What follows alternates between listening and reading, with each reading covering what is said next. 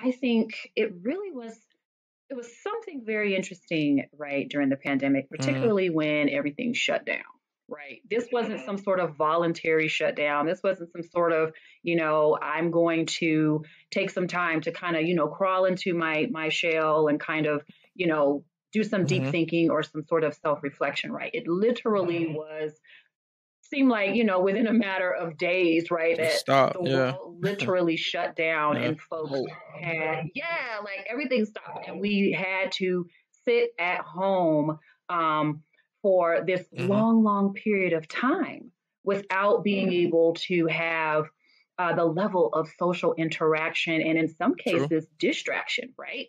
We had to sit home. We had to sit Mm-hmm. home. We had to sit with ourselves and really began to self reflect. And I would say for me, that was one of those moments of kind of having that opportunity to sit and reflect and to begin to say, okay, what is it that I want to Mm, do with my life? And how do I want the next, several years or some odd years to look like?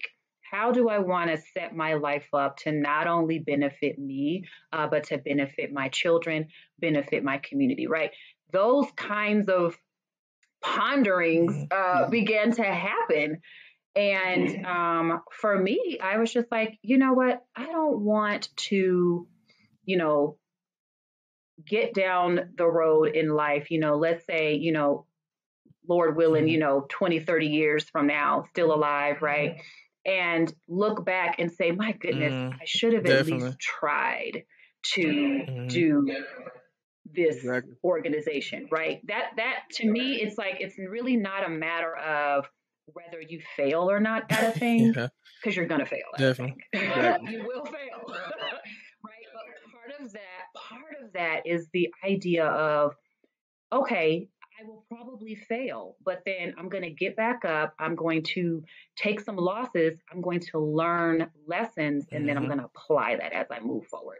And that's really what it came down to. Like, you know what?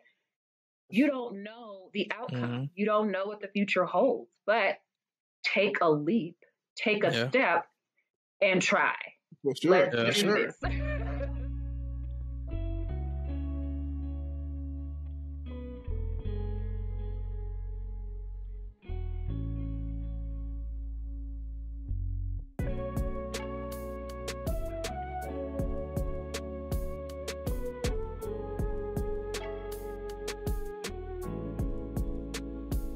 All right, let's get it. Let's get it. Hey, what's happening, family? My name is Tyler. And it's Daryl checking in with you.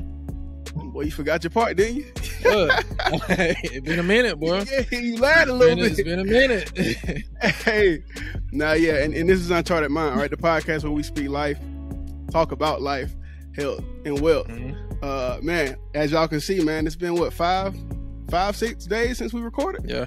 and for us, man, that's a long time because we're doing something like this, especially something that you're not used to outside of what you normally do Mm-hmm. day to day. You can't take that break, man. Yeah, you You'll gotta notice be it. You'll consistent. notice it in Yeah. production. Mm-hmm. For sure. But nevertheless, we here. You feel me? We here with a dope guest. Again, someone that we met in one of those rooms we're continuously telling y'all to get into, right? Like there's a theme here. There's a theme here, man. Like get into these rooms where you can meet these other entrepreneurs and dope people overall. And like-minded people. Yeah. Like-minded people. Mm-hmm. There you go. People who are going to propel you forward just by their actions, right? So, Candice, shout out to Candice. Candice is one of the people that we met in this room, and her business slash it's nonprofit, right? Yeah. Is that what it is? Nonprofit. Man, it's so dope. I'm not gonna get too much into her story because I want her to tell it herself. But Candice, can you introduce yourself to the people? Let them know where you're from. What your business is. Yeah, absolutely. Hey, everyone. I'm Candice. I'm a native of Tennessee, so I was born in Jackson, Tennessee, but I grew up in Denver, Colorado. So, and so my business is called Boss Generation. It is a nonprofit organization, and the true goal of it is to really support Black women, Indigenous women, women of color, to support with addressing and ending student loan debt for our community. And so that is the work that I have been engaged in since May of 2020. So about a year and a half in, and I'm loving every bit of it. And I'm loving, just seeing the impact and seeing the community grow. So, that's super dope because that's something that you don't see a lot of people willing to put that type time in, for something that's not going to benefit them financially. You know what I mean? And so, what was your reason for starting this? Like, what drove you? What was like what was the one thing, if you could pinpoint one thing, but what was the one thing that kind of propelled you to start this business? I would say the one thing is creating opportunities for generational wealth. What I found and what I was experiencing through the pandemic in 2020 was this juxtaposition of here we are trying to navigate a serious health crisis, right? But on top of that, or right next to that, there was also and still continues to be an economic issue as well, right? Particularly pertaining to communities of color, and then also especially pertaining to women of color. And so from my vantage point, student loan debt is one of those major barriers that can get in the way of women trying to create financial security and eventually generational wealth for their families. And so that was the thing that sort of, hit me like a ton of bricks and was like, you know what?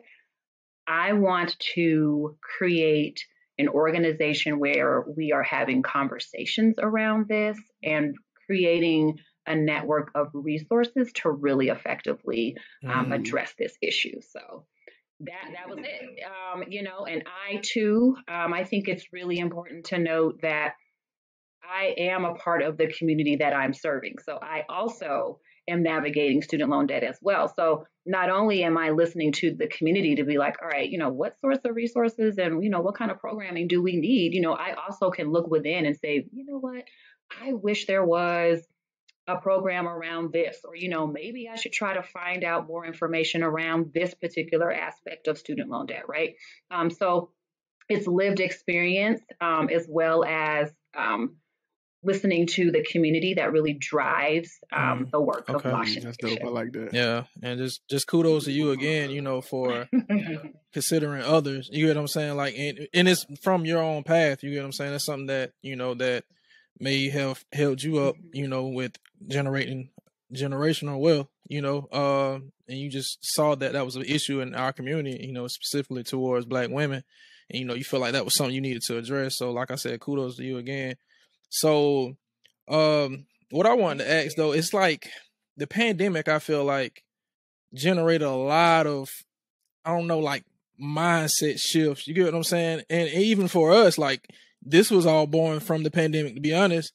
So yeah, sure. So the show was definitely born from the pandemic. Yeah. So what change in everyone's mindset do you think clicked from the pandemic to cause them to start wanting to, I don't know, I feel like just try things that they always wanted to try on their hearts, but maybe before were just too scared to do it, or, too afraid.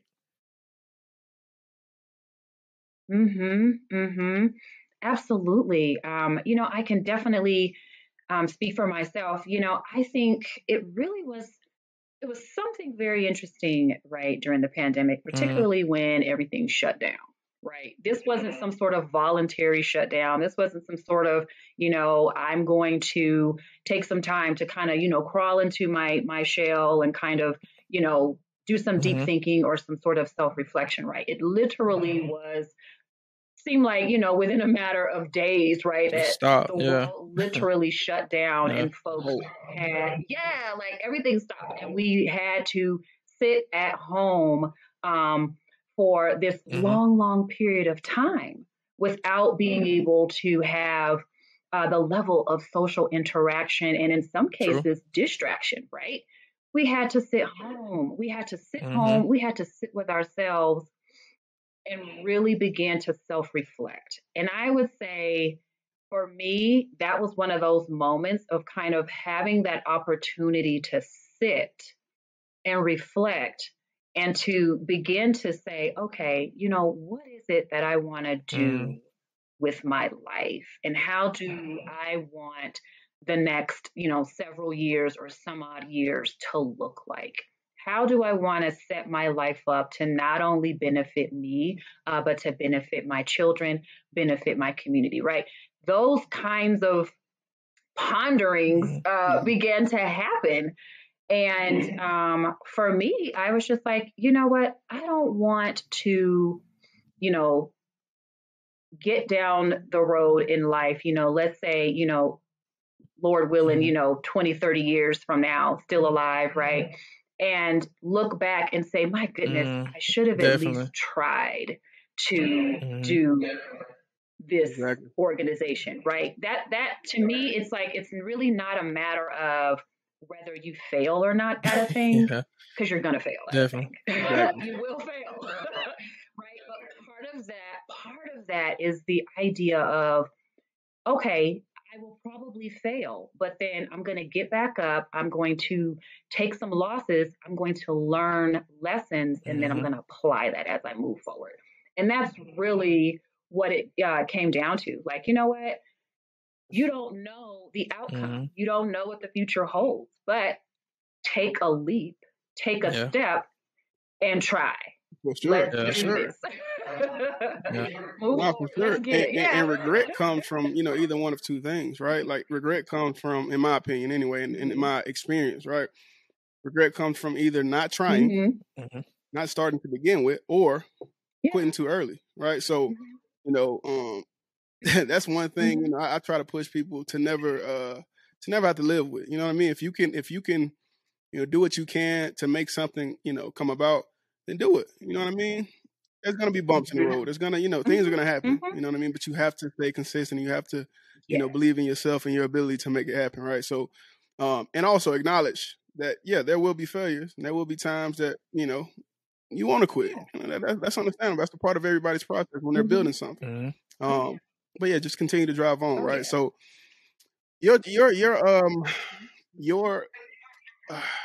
nonprofit, right? Like, how does one go about starting a nonprofit? Like, what are some of the steps that you would?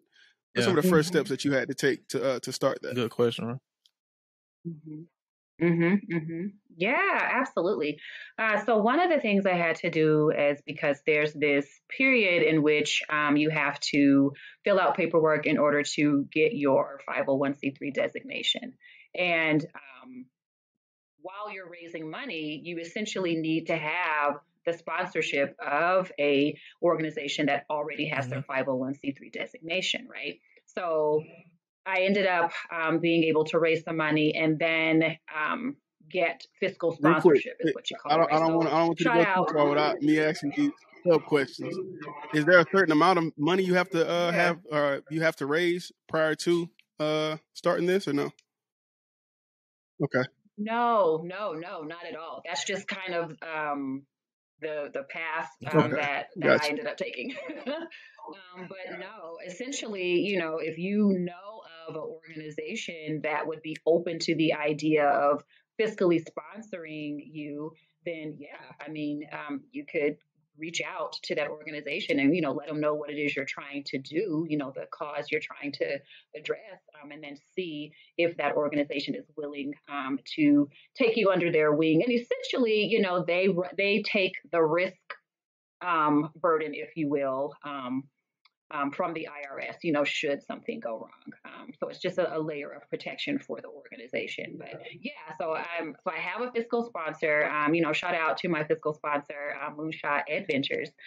So they are the organization that serve as my fiscal sponsor while I'm waiting on my 501c3 designation from the IRS. And so what I've been doing, so first, you have to start a board.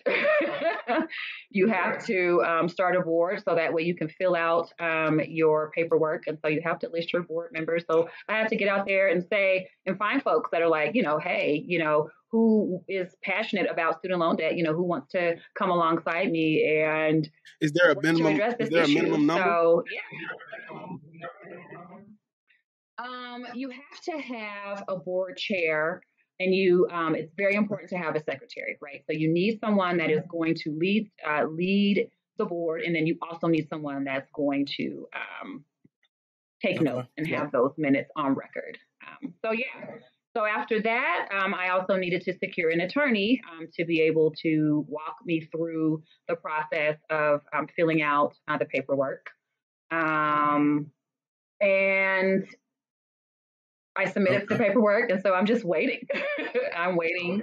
Yeah.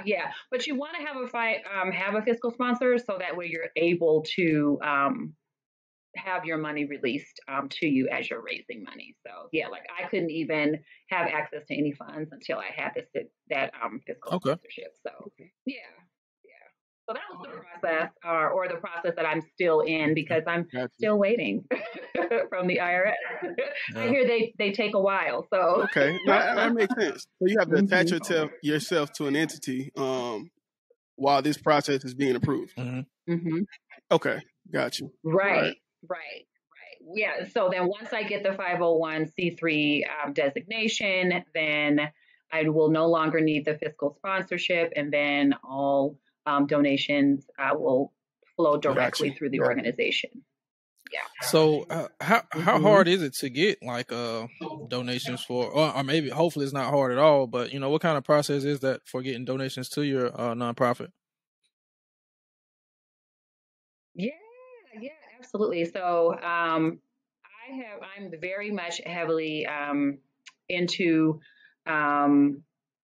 writing grants and raising money. And so what I had to do, which I hadn't done before starting this organization, was, kind of learning the funding ecosystem in Colorado, and really, getting connected to different funders and trying to figure out, what are the organizations, what are those private foundations, what are those foundations that are aligned with the work that Bosch Generation is looking to do and currently does. And so, so it's really been, meeting with program officers of these organizations, filling out grant applications, so putting my grant proposal together.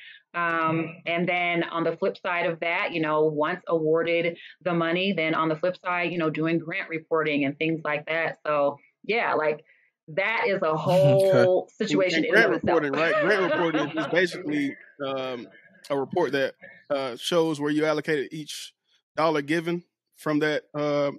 Okay, gotcha. Yeah. You submit your budget. They ask you a series of questions, and each organization is different.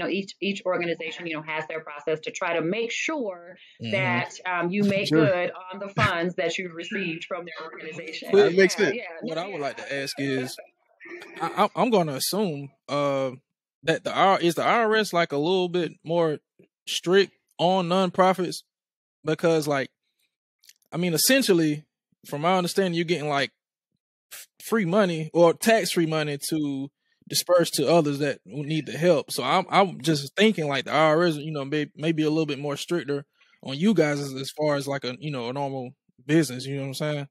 So is that like a tightrope that you have to make sure you stay on, as far as like making sure like you reporting everything and your paperwork is legitimate and everything? Oh yeah.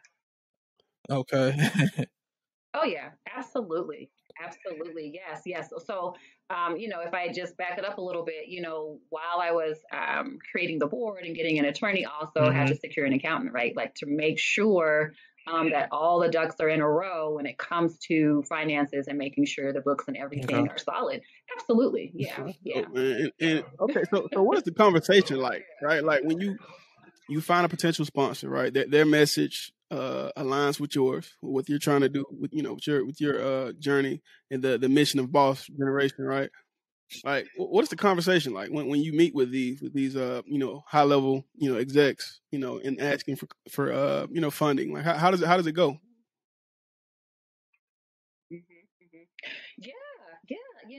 Basically, I'll talk to them and just see, hey, tell me about, some of your funding priorities or, something to the effect of, I was checking out your website, and just doing my research on the organization. And it looks like you all have, a funding priority around, supporting women and economic opportunity, right? Maybe you can tell me a little more about that.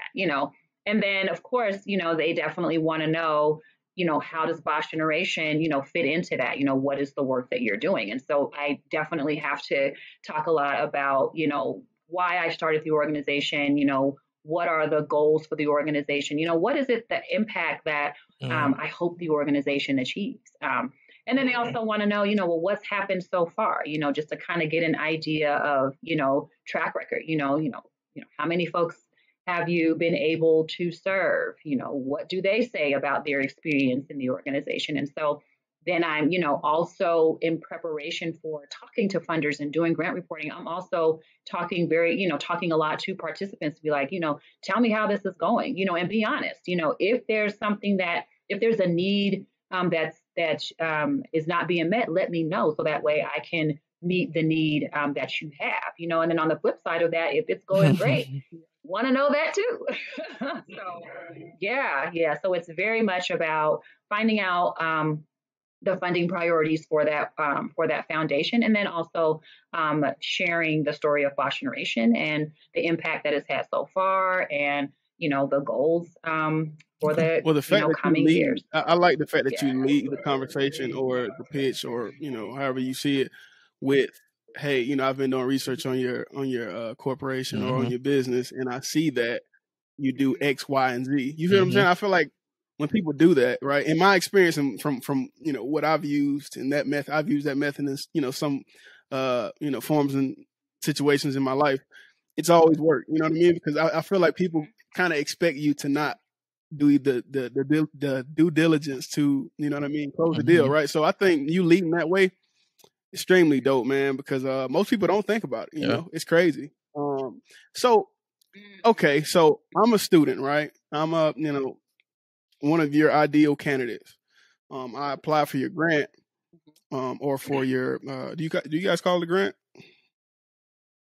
The stipend. Okay. So it's a stipend. Okay, so I apply for your stipend. What are the next steps after applying? So once you submit an application, myself and the selection committee, we go through the application. We look to see, is this someone that is really hoping to not only secure funding to be able to help themselves, but are they also looking to say, you know what, I'm trying to help myself because I'm also trying to help others around me too, right? Like this sort of, pay it forward mindset, right? So we definitely look for that. We definitely look to see, is this someone that is really serious about going through the program components, right? Because it's not just you apply, we accept you, and then we send you your check. There's also program requirements along with being eligible to receive the stipend, right? So with the program, there's also financial classes that participants will take if they've been accepted into the program. So you have to do the financial classes. There's also one-to-one financial coaching that they'll go through. And then there's also one-to-one life coaching that they go through as well. Okay. And I love workshops. Right. So it's, so there's a commitment that we're also looking for with applicants as well, just to make sure that they will be able to really commit and then really get I love that, because it's not like you guys are just hand them a check and like, okay, now you go pay your debt and do whatever. It's like, no, we really want to see a life change. So like you said, it's the financial coaching, it's the life coaching. And so that, I feel like, and it's different cases for everyone, but I feel like getting into a whole bunch of debt from like student loans and things comes from not knowing how to navigate those waters properly. You know what I'm saying? Because it's like they pitch those loans to you so easily you just a kid fresh out of high school, majority of the times. And it's like, especially if you don't come from money or financial literate families, like, you're just going to take it. You get what I'm saying? And not knowing what comes on the back end of it. So I feel like what you guys are doing is special, man, because you guys are actually trying to change people's mindsets along with the help. You get what I'm saying? So yeah, I love that. Yeah, and thank you again. Yeah.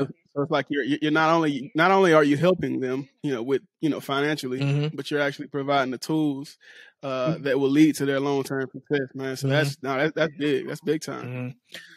So, go ahead. Thank you. Yeah, absolutely. I mean, and you bring something really, you raise a really good point, Daryl, because that's part of it, right? Here you are, 18 years old, you have your classes set up, and you just once you do that, your main focus is, okay, I just want to make sure that I can pay for my classes. I just want to make sure that I can show up for these next couple of weeks and not get purged off the rolls because hey, that's a scary little moment, waiting for your money to get cleared in the time frame, because it's only like what, a few days before they'll like kick you out of the class. So so like you're wide-eyed and you just gonna really take anything you can get. You get what I'm saying? But a lot of times, like, man, those loans comes with so much crap, on the backside of it, if you don't select the right ones. You get what I'm saying? So yeah.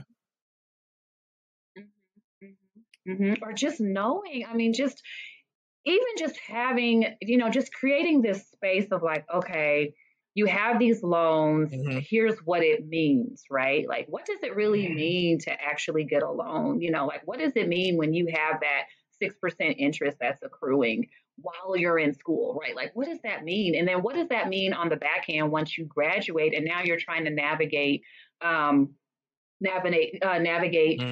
securing employment, right? Like, there's just so many things that go along with that. And not only are you focused on your classes if you're in school, or focused on getting a job once you've graduated, but you're also just trying to navigate life, right? Like, that is a huge transition, right? Like, for a lot of folks, you are now leaving home.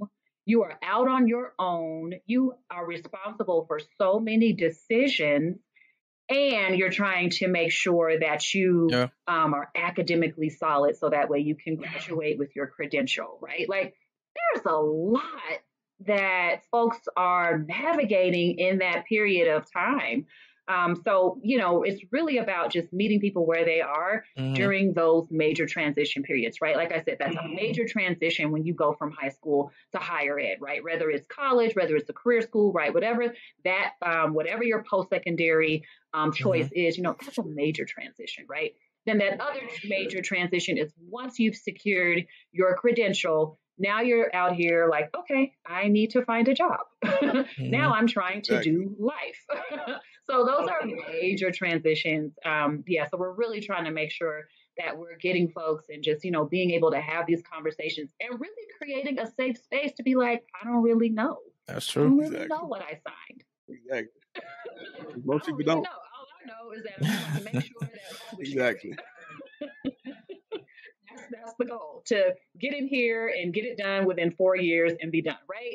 Like that. So you really got to be able to have these conversations and say, well, actually, this is what this means, or have you thought about this? Or, another huge group is our group that I said is, they've already secured their credential and they're into life. So now they're trying to purchase a home, and then you're up against a barrier of now my student loan debt is impacting my credit to the point where now I can't even apply for a home loan. I can't get approved for a home loan, right? So now that's directly impacting your ability to have different ways to generate wealth, right? So it's just all these different barriers that I feel like, with Boss Generation, it's like, man, if we could really help folks kind of, pinpoint and kind of address student loan debt, that could really potentially open up a lot of opportunities for folks to be able to secure wealth for themselves and for their families. Sure. And it, like you said, Daryl, man, it's so crazy how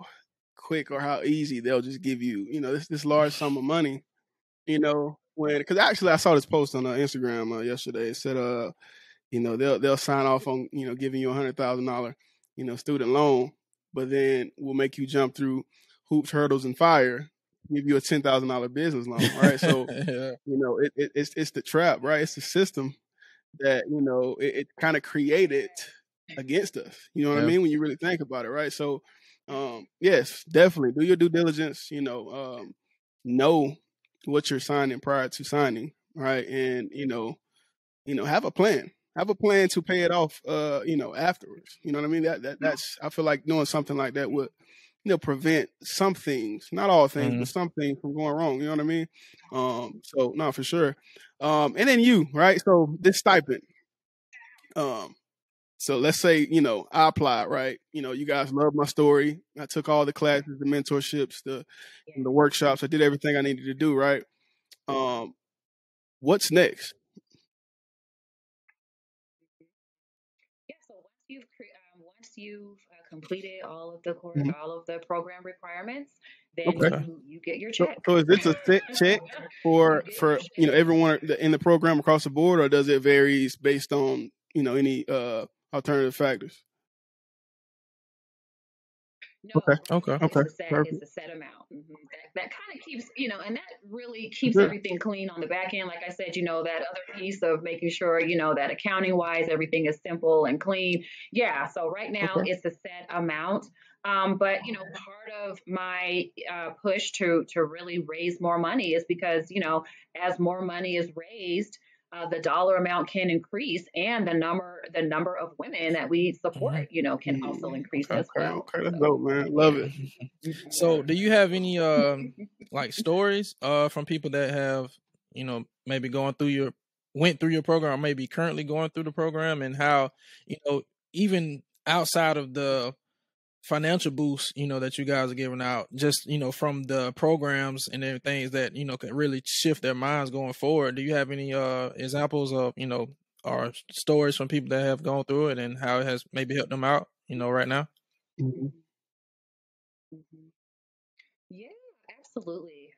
I mean, so what I end up doing is, I talk to, I do these check-ins, right? I check in with each of the Mm-hmm. participants while they're going through the program, just to kind of see, how are things going? What is it that you need? Or, how has this, been impactful or helpful to you?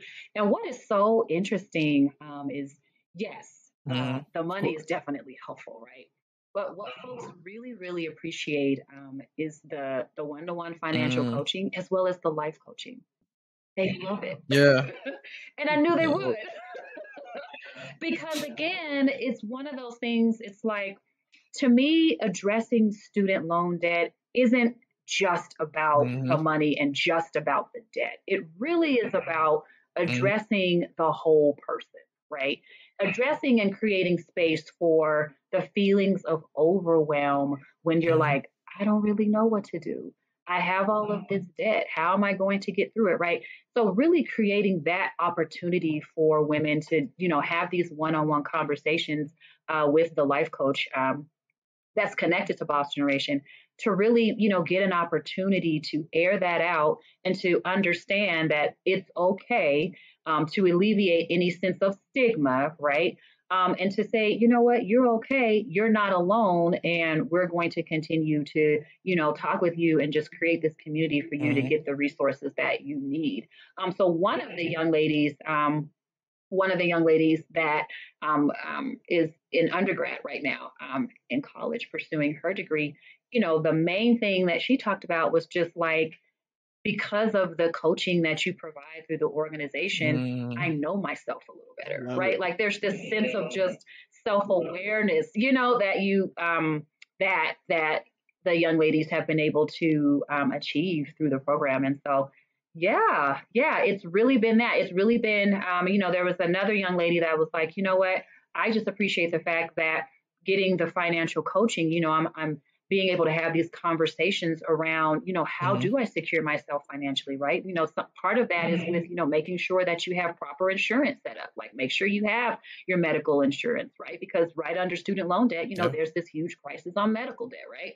So making sure you have that in place, making sure you have life insurance in place, right? All these sorts of things, all these different components that really contribute to total well-being, right? So not just your financial health, but also making sure you're emotionally healthy as well. So we're really, just making sure to take care of the whole woman and making sure that there's That's space. dope, man. So, That's dope yeah. because listen, life coaching. I mean, that's something that you can't put a price on. You know what I mean? Especially someone who has gone through their fair share and can advise properly, man. So, how did you go about getting, or I guess getting, a financial advisor and also a life coach to sign on to your program? Are they friends? Like, do you know them personally, or did you like kind of lean on the entity that you're kind of up under right now to assist you with that? Like, how did you go about getting those guys or gals to come and help? Yeah. Well, the first thing I did, and I think is really essential to any person that's going to go into business, right? You have to sit down with yourself and figure out what are the things that I can do, and then what are the things that will help the program, but are out of my wheelhouse, right? So, for example, I am not a financial advisor. So I cannot advise you on your finances, right? So the first step was, sitting down with myself and assessing, what are my strengths? What are my capabilities? Like, okay, cool. I can kind of go through this process of starting an organization. I like startup. I like that. I can navigate that pretty good. Okay, cool. I can do that. All right. I have a education background, so I'll lean on that. I know how to kind of put programming together and classes together and a sequence of programs together. But, I was real clear, like, okay, I need a life coach and I need a financial coach. So the financial coach, yes, I know that person. Yeah. So I was like, hey, would you be interested in serving in this capacity? Right. So that was just, checking in with her. And she was like, yeah, totally, I'll do it. And then with the life coach, I literally went to Google and was like, women of color life coaches. Google can be your best friend. Google, right? Along with YouTube, I'm telling you. Definitely. That's dope. Yeah. And so an organization was sort of at the top of the list. And I kind of clicked on it and was like, all right, cool. I'm just going to do a cold call. Just going to reach out. Yeah. And it worked out. Yeah. Okay. Yeah, we do a lot of those. Definitely. We do a lot of the cold calling or cold messaging, emailing, and all that. Don't work as much as I like it to, but no, we definitely do a lot of it, and it works. It works from time to time for sure. Man. Yeah, you have to be willing to just kind of go out there, right? Like that's part of what I was talking about earlier, just that idea of like, okay, I don't really know the outcome, but I definitely have my answer if I don't try, right? If you don't try, you exactly. That's a big bar. Yeah. So I'm telling you, hey, send the DM because you'll regret if you don't, right? All right. That's how I have to, you know what I mean? Make it to where it's, relatable. Yeah. Shoot the shot. You miss, you're gonna miss every single one that you don't take. So shoot the shot, man. Telling you. For sure. Okay. All right. So the success stories, of course, I love it. Anytime anyone's able to change someone's life for the better, especially their life going forward, man, I'm all about that, right? But financially, right? So the financial advisor, and I know there's a lot of stuff that the life coach can talk about, and a couple of our listeners, if you've been listening to us loyally, we've talked so much about life, a little bit in every episode, right? So I'm going to leave that alone for the moment, right? But like, what are some of the things that the financial advisor targets when dealing with the everyday? Even though I know everybody that's in college isn't 18 to 22 or whatever, but what are some of the things that they kind of dive in on, or I guess target when giving advice on finances? If you know, I don't know if you kind of in the loop with all that or not, but if you do know, like, what are some of the things they target? Yeah. So like I was saying earlier, conversations around proper insurance, making sure that you have proper insurance in place. Insurance, in the event that you you get hurt and you need to figure out a way to sustain income, while you're on the mend, right? So making sure you have proper insurance in place, making sure that, again, you're not, in addition to thinking about yourself, you're also thinking about, if you have children or loved ones that you're taking care of, making sure that you are able to secure proper life insurance. So that way that doesn't cause financial burden, to your legacy, right? So making sure that's in place. Also, talking about credit and talking about, managing credit cards, or, figuring out a plan if it works for you to alleviate credit cards altogether, right? Or, understand, the interest rates that are on credit cards, right? And then also to just, having conversations around budgeting, just, kind of building your muscle around, saying, all right, I need to check my finances on a routine basis, right? I need to be able to have a budget that is flexible, right? My budget for the first quarter of the year, for January, February, March, might look a certain way, but then I may need to adjust based on unforeseen circumstances in the second quarter, or however, may need to look a little different. Just having those conversations has been extremely helpful to our community, and helpful to me too, because like I said, I am not a financial advisor. And there's a lot to learn, and it's not a one and done conversation. That's the other piece too. It's like learning finances or getting, really getting a strong knowledge, it takes a bit, it takes more than one conversation. Yeah. Learning how to invest and all those kinds of, that's not a one and done conversation. That's it's even harder when you've been raised in a household that, like Daryl said, one way, exactly. You know what I mean? Look at finances one way. And so it's like, not only do you have to learn something new, but you have to unlearn a lot of the stuff that you learned that, probably isn't the best financial advice. Right. So for sure. You're right about that. All right. So, oh, real quick, Tyler, I got a point that I want to make, or we want to discuss. Like, so, how we're, or at least I was, and I'm pretty sure it's the predominant thinking pattern in Black families, is that you have to go to school, you have to get a degree, and you have to get XYZ paying job, and you have to live in this bracket, or you're not considered a success in life. You hear what I'm saying? So, and I think that probably is a lane to how all of this debt is accumulated. People trying to go to school and to appease that family mindset that, hey, I gotta go get this degree. But a lot of times, man, it pans out that a lot of people don't really end up using that degree for whatever job they get. Unless you're like, just say in the medical field, or what's another example, Tyler, like where like you gotta have like engineer or something like that. Yeah.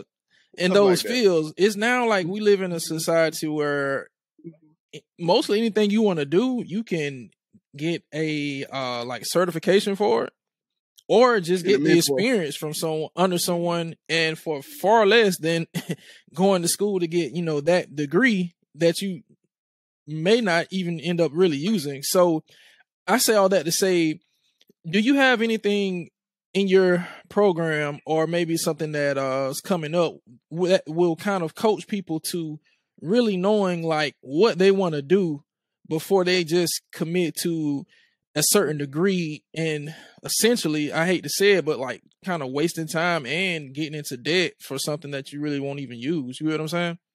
Or that you don't legit love. Exactly. Something that's, I'm all about happiness. Yeah, right? yeah.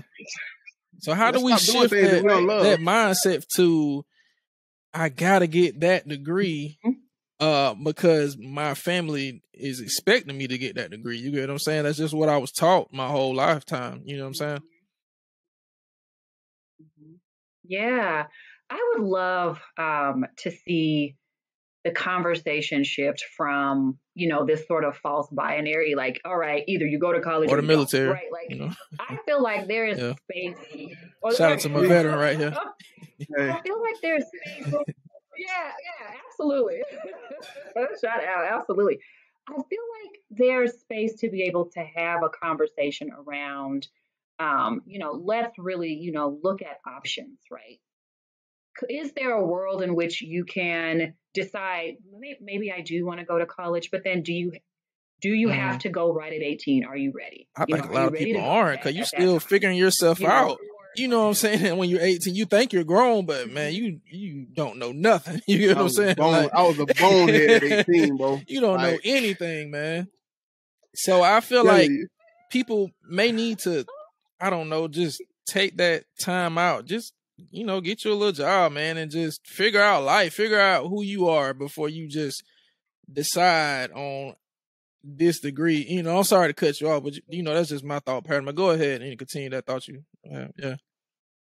No, absolutely. I mean, I think it's just one of those conversations that, definitely, you know, and I think that's also the importance of, why I make sure the organization Mm-hmm. is providing the life coaching piece, right? Because that's also a place where you can begin to have that conversation of, Mm-hmm.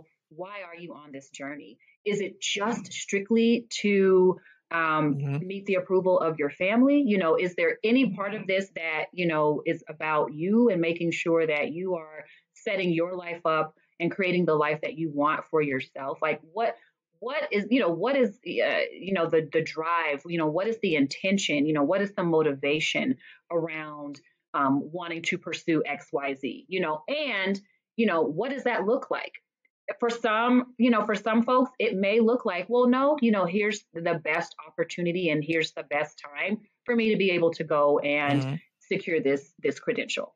For some, it might be maybe I will, travel and kind of, just see what's out there. For some, it may be, maybe I'll take care of a lot of those general courses, maybe towards the end of high school. And then, maybe I'll go the community college route to take care of some of those general ed courses and then transfer to a 4 year, right? I think it's just around having Mm-hmm. conversations and weighing options and just really, not necessarily forcing folks into one way or the other. And then, on the flip side, it really is interesting because, yeah, you don't know how your life may unfold. When I was going into college, Mine entrepreneurship either. wasn't on my mind. That was not on my mind. That was something that came years later. So you never know how these things may unfold. And so I also stress too, going to college is not just an academic Yeah. endeavor; it's also a social endeavor. There are folks that I was able to meet, and experiences that I was able to have while at undergrad. And I actually started my undergrad at a HBCU. So I started out at Tennessee State University and then Got came all the back to Denver to finish up. HBCUs, But I man. mean, For sure. having the Black college experience, Mm-hmm. I wouldn't change that for the world. So it just really, depends on, how you can not only go down a certain path academically, but then also, there's a social aspect of it too. You meet lifelong friends when you go through that process of living on campus and living on a dorm. You learn a lot Yeah. about yourself, that way too. So just really, I think it's just how do we create conversations to really, support folks with weighing all their options and letting folks know Yeah. you have multiple options. What's available to you and what's going to work best Mm-hmm. for you And in your here's the situation. thing, right? Because I believe the school system, they created this thing that they thought would fix this problem. And these surveys, right? So they would make us do these surveys that would kind of give us, I guess, the best fit. And here's the thing with surveys, right? Like, they only work if you're 1,000% honest with yourself, right? So surveys, I always thought surveys was weird because, especially for 18, 17, 18-year-olds, because we still have like what our parents want for us in the back of our minds. So we kind of tailor our answers Boy, to where it will kind of, you feel what I'm saying, funnel into what our parents want, right? Yeah. So I think what you're doing that's so dope is the life coaching, right? Because I feel like if we take away the surveys and then put a counselor or a coach who legit cares about your happiness and what you would want, be best at, You know what I mean? What you want, not what your parents want, but what you want. Or society. I think that would, exactly. Yeah. And I think that would kind of make the difference. You know what I mean? That's a suggestion that I'm throwing out there to anybody outside of Boss Generation who, who's already ahead of the game. Right. But anybody outside of Boss Generation who, do still implement those surveys, man, toss them out, because those things will never work the right way without a clear. The questions kind of guide you to either X, Y, Z. You know what I'm saying? It's Exactly. only so many options that you can eventually get an outcome to. You get what I'm saying? Because like those questions all fall into like 4 categories. You get what I'm saying? So if you answer the right amount for this category, you fall into this category, but that don't necessarily equate to, okay, this is what you need to be doing for the rest of your life. Like maybe that's just what I'm interested into now at this stage of my life. Exactly. I'm 15, 16, 17 years old. I don't know what I'm going to like when I'm 22, 23. You get what I'm saying? So it's we just have to find a way to, I don't know, allow people to explore themselves. You get what I'm saying? And and figure out what they really love. Yeah.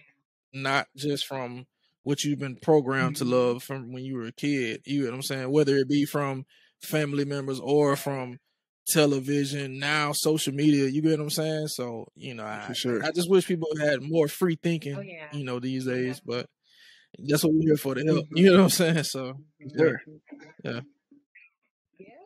Yeah, absolutely. Yeah. So many influences, just so many influences, and there's just so much information out there that's coming at us, and just so many societal messages. And definitely one of those very strong messages is you go to school, you go to college, you get a good job, you work for that job, you retire. And as you get into life, you begin to understand that it doesn't necessarily go that smooth. There's just these different points of where like, oh, okay, all right, this job actually, isn't paying me what I thought it would, right? Or this advanced degree didn't necessarily, make a direct correlation to the kind of income that I need in order to now go ahead and pay for this expensive degree that I acquired. Yeah.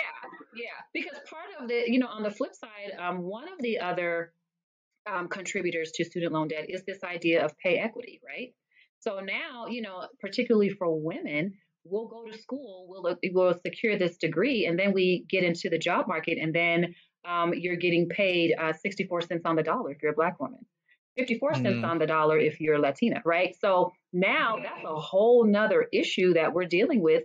You go and get these expensive degrees, and then you get your job, but then now you have to fight pay equity. You have to make sure you have to figure out a way to navigate, making sure that you're actually getting paid the money you deserve. That's dope, man. So, because, that whole working for 40, 50 years, it's just not attractive nowadays, right? Like, I think we need to start. Yeah. And again, I'm not a spokesman for no one except the show. But I think there need to be, the job should. I feel like you get more productivity out of your employees if you train them to a point where, and this is a thought I had, earlier. I don't want to give it away too early, but I'm gonna go ahead and spit it out, man. Like, I think like jobs should consider, like a train to go type program, which means, listen, I'm going to train you, and I'm going to make sure you have all the tools that you need. And instead of, you looking at the whole 40-year, 50-year to retirement and then live off your pension and all that crap, let's do, if you can give me 15 to 20 years, right? If you're going to be in the job market, give me 15 to 20 years of your best performance, and we will make sure you have everything you need outside of that to be successful. You feel what I'm saying? I feel like there should be more jobs or more, corporate, I guess businesses that have an incentive like that. You know what I mean? Like that, just thinking of working 50 years draining me right now. You know what I mean? Like, so I can only imagine what it's doing to the rest of the workforce. It's like it's a whole new generation, man, that in the job market just really as a whole hasn't caught up to that. People don't want to stick to that one job for their life, and you retire at 70 and just finish living your last few years on a little bit of money that you saved up, or because retirement is gone. You just got your 401k and you pray that once she cash out, that is at a decent level. You get what I'm saying? Exactly. If that's the only form of income that you are depending on at that age. But I think, man, if jobs could switch their mindset to just not filling in a number, filling a position, but really trying to, Tyler, as you say, like push people forward. You get what I'm saying? You would get so much more commitment because, and a big reason for why I left my last job was that I was making, you know, in the area I live in, the cost of living, you know, is up everywhere, but it's not too bad where I'm at. So I was making pretty decent. It was just the fact that my job felt like I was just another soldier in line. It didn't feel like they really wanted to see me do well, which, I mean, I understand you got a bottom line to make, but at the same time, like, we're in the great, what is the movement now? The great resignation. People do not care about money no more, man. Like, you know what I'm saying? You really have to show these people that, hey, we here for you. You know what I'm saying? You know, and I think the pandemic, man, is like, it was a blessing and a curse. It's a blessing because it helped open up, I feel like, in mine included, people's eyes to, you know, what's really out there, that these jobs don't care about you. You get what I'm saying? You have to live for yourself. And, you know, I'm not glossing over the lives that we've lost and, you know, the troubles that, you know, everyone's gone through from the pandemic, man. But it was just a once in a lifetime generational shift that's, I believe, starting to shift people's mindsets for the better. You know what I'm saying? They're starting to wake up like, man, life is short. Why would I commit 40, 50 years to this job and at the end of the day, I'm basically getting the money that I put aside back? Like, they're not setting me up. You know what I'm saying? So I don't know. It's a lot, but I'm just glad that people are starting to see their self-worth. I believe, like, you know, outside of just working for that one job your whole life. You know what I'm saying? All I ask employers is just to see that it's mutually beneficial. Exactly. Okay. It's mutually beneficial because you will get the most out of your. Listen, if I can choose between getting 60% of someone for 50 years, right, and 95 to 100% of someone for 15 to 20 years, I'm cool. I'm cool with the getting the 100% because here's the thing: if that person is operating at its high at his or her highest level, I know for a fact that the people that fall under them are going to be trained as well as that person is. You know what I mean? So when their time comes up, when it's time for them to go and it's time for them to spread their wings and do their own thing, that person next in line will be right there to pick up where things left off. Look, you feel what I'm saying? So then it'll be like a general. Oh, go ahead. Go ahead, Candice. Well, I was just going to say, you know, there definitely is a shift. And I believe companies definitely notice and are beginning to have these conversations around, like, listen, you know, the workforce is different. The workforce is demanding different. And one of those demands is this idea of how do you make sure that your employees and that your workforce feels valued? How do you make sure that there is enough that you manage the workload so that way there is this sense of work-life balance, right? I think that was the other part of it too. The sobering part of the pandemic is that I think a lot of folks were beginning to realize their mortality. You know, the time that you think you have, the decades that you think you may have, you don't have. You may not have. Right. So it also, you know, began to really create this sense of like, like, you know, I really want to make sure that I do have more time to spend with my kids, that I have more time to spend with my loved ones, or that I do have enough time to, you know, go and pursue that passion project. Right. And so then how do then companies really meet the need to say, okay, you know what?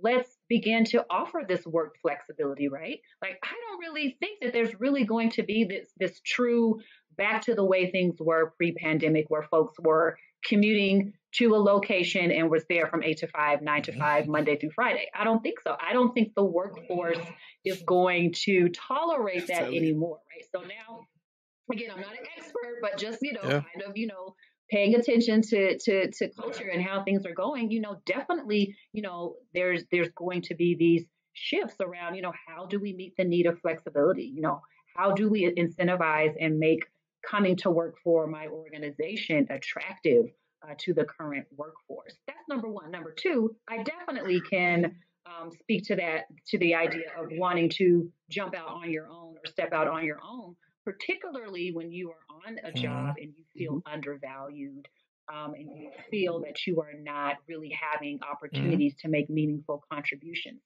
Ergo, one of the reasons why I want to make sure to grow this organization, so that way when I'm able to make my first hire and able to build a team, folks that are working for Bosch Generation will feel seen and valued and heard, which, you know, a lot of times folks will make that exit because it's like, you know, I'm putting in all this time and all this work, and, you know, I'm essentially undervalued and underpaid. And not heard, which is the bigger, you know, which is one of the more important ones, right?